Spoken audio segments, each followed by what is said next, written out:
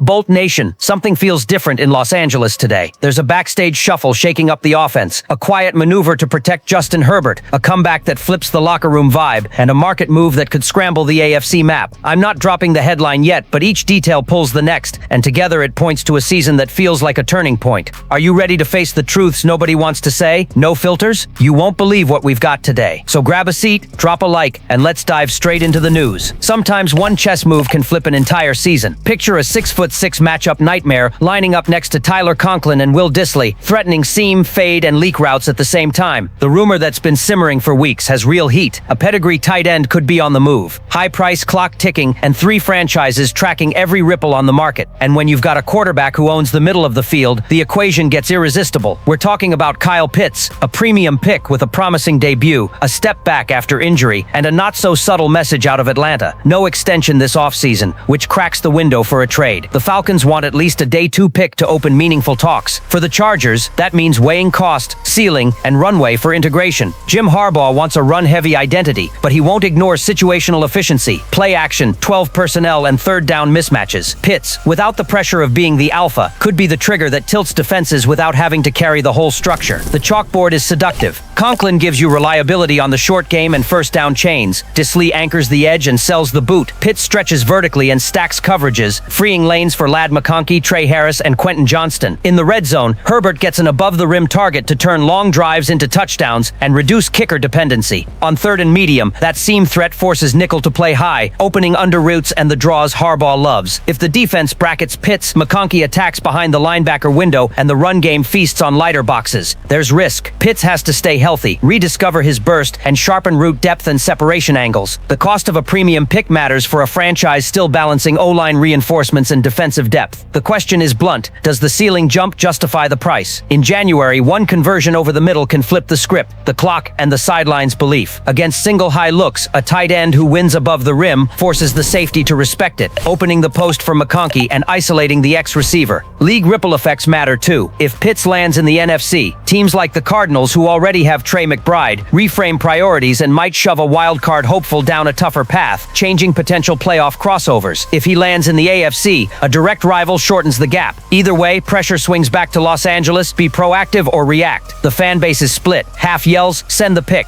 The other half fears another pricey gamble that doesn't click. The truth tends to sit in the middle. Right price, defined role, and time to integrate. If Atlanta blinks at a palatable number, it's worth pushing. A 12-13 personnel menu with Conklin, Dissly, and Pitts lets you shape weekly identities without losing a physical core. Herbert gets a legit panic button, and the staff gains freedom to hide tendencies. The rumor is real. The back channels are busy, and that window won't stay open forever. And that wasn't even the most surprising part of the week.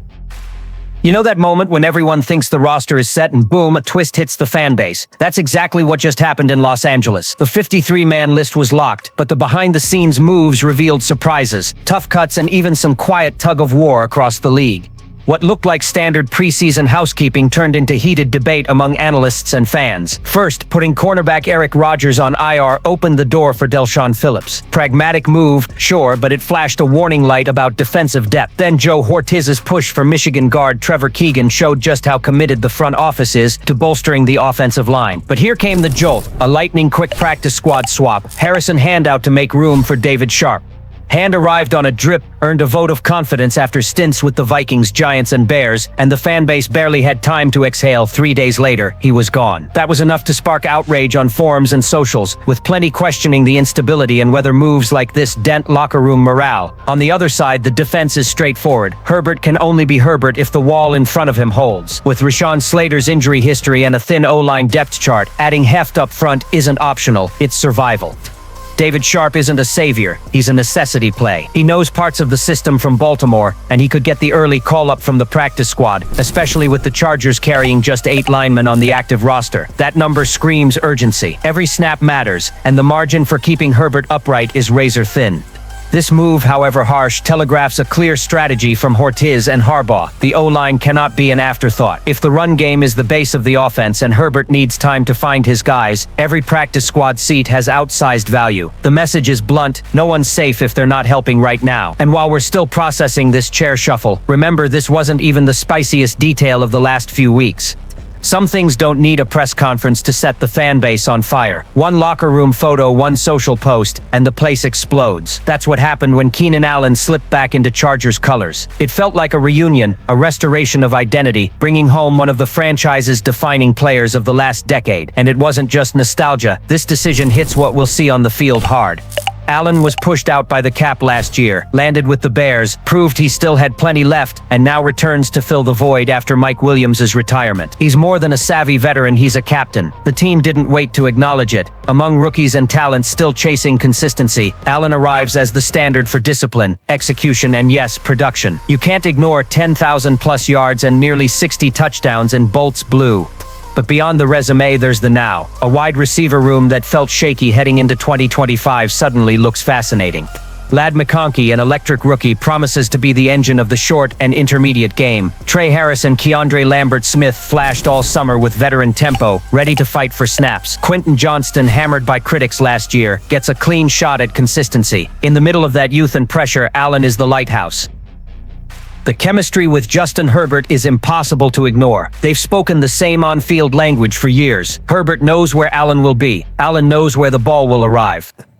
That trust swings close games, especially when heavy defenses force the quarterback to improvise. Picture a third down at Arrowhead, deafening noise, and Herbert hitting Allen right at the sticks to move the chains. Those details decide seasons.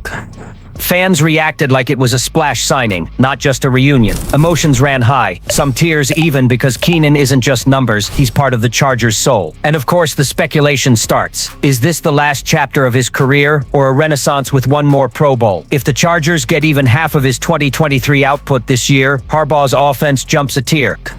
And while the emotion of Allen's return still echoes across LA, an unexpected detail popped that even the skeptics had to admit was interesting. Jim Harbaugh has never been a typical head coach, and it's that unpredictability that keeps Chargers fans on edge in the best way. He's almost theatrical on the sideline, thumping shoulder pads like he's striking a match, turning the locker room into a stage and every practice into a show. But beneath the spectacle is a strategist who knows the smallest, least flashy details can define a season.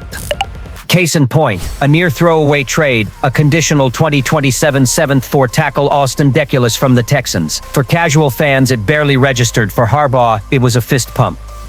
No surprise. With Rashawn Slater sidelined and Joe Alt carrying a massive load, tackle depth had a dangerous shadow. Deculus, young and far from a headline, arrives as immediate insurance with playoff experience and a style that fits the smash-mouth DNA Harbaugh wants. It's fascinating to see Harbaugh light up over what many call practice squad depth.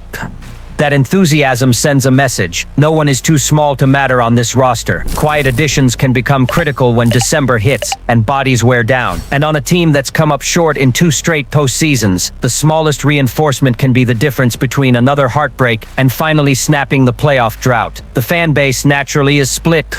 Some see front office savvy preempting a potential crisis up front. Others think it's wishful thinking to pin hopes on someone who barely cracked Houston's rotation. But that's Harbaugh's hallmark, finding value where others see only raw stats. And if this invisible detail becomes a solution in January, the story changes overnight. With kickoff around the corner, there's no room for slippage.